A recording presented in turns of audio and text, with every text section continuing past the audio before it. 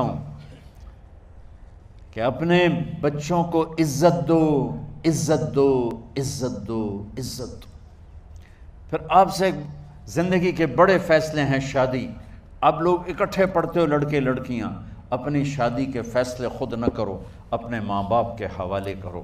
اس میں شرافت بھی ہے، اس میں برکت بھی ہے، اس میں رحمت بھی ہے، اور اس میں والدین کی دعائیں بھی ہیں۔ کورٹ میرج کو ہوا نہ دو۔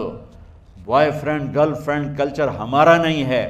میرے نبی کے طریقے میں مرد اور عورت کا صرف نکاح سے تعلق ہے، اس کے علاوہ سب جہنم کی آگ ہے۔ اور والدین سے کہتا ہوں کہ اپنے بچوں سے پوچھ کے رشتے کرو، زبردستی مت کرو۔ میرا معاشرہ بہت سنگین قسم کے جرم کا شکار ہے، بچوں پہ مسلط کر دیتے ہیں، ایتھے ہی کرنی ہے، جٹائیں چی کرنی ہے، بٹائیں چی کرنی ہے، پتہ نہیں آئے کتوں ہیں جٹ بٹ۔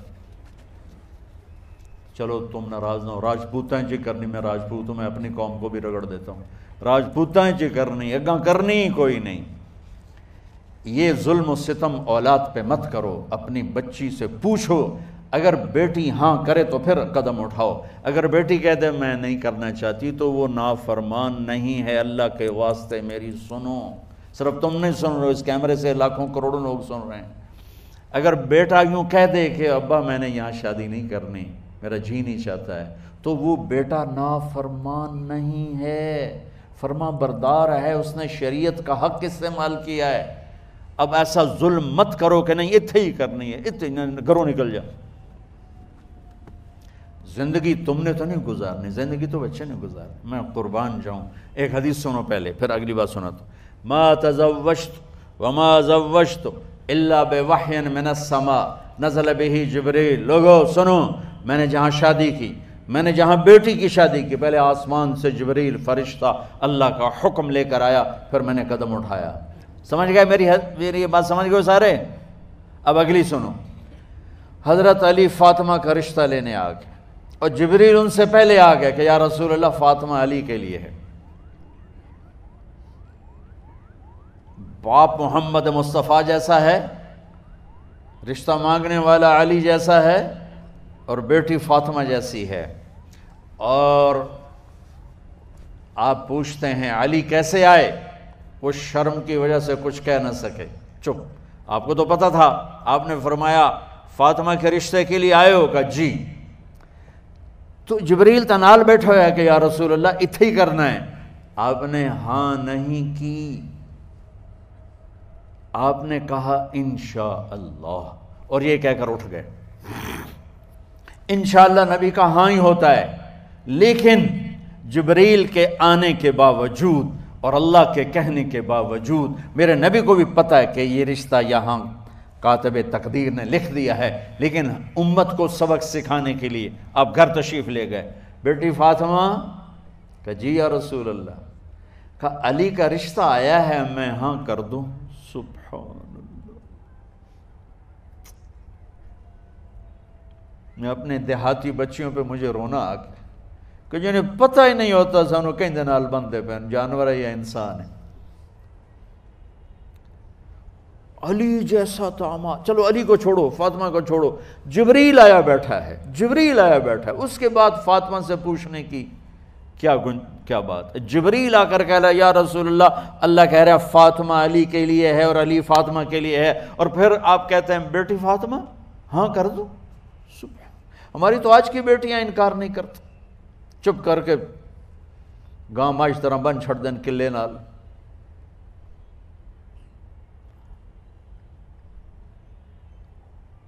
کوئی ان کے اندر کے جذبات کو سننے والا کوئی نہیں ہوتا، اپنی انانیت پر یہ فیصلے کرتے ہیں، اور میرا نبی کہہ رہا بیٹی ہاں کر دو۔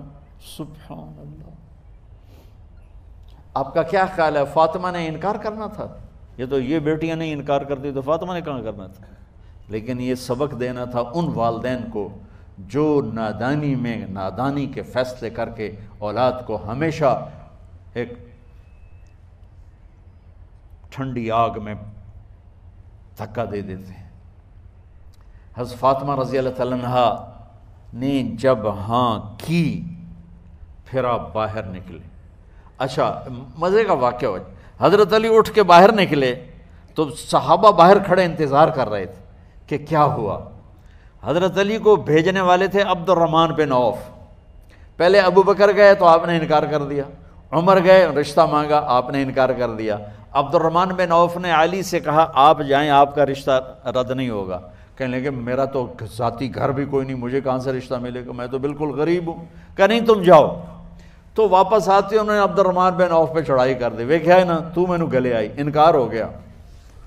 تو صحابہ نے پوچھا کیا ہوا؟ کہا کچھ کہا ہی نہیں، چپ کر کے اٹھ گئے۔ تو عبد الرحمن بن عوف کہنے لگے کچھ بولے صحیح، کہ بس اتنا کہا انشاءاللہ، کہا تو مبارک ہو، نبی کا انشاءاللہ ہاں ہوتا ہے۔ کہا اچھا تو اتنے میں آپ باہر تشریف لے۔ کہا علی، کہا جی، کہا لو بلاؤ، لوگوں کو بلاؤ۔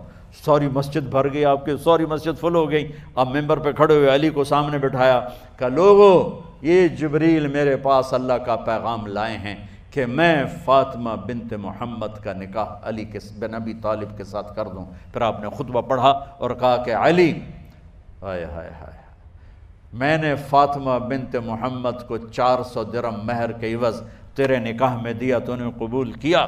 حضرت علی نے زور سے نعرہ لگایا میں نے قبول کیا، اور سجدے میں چلے گئے، اللہ کا شکر کا سجدہ ادا کیا۔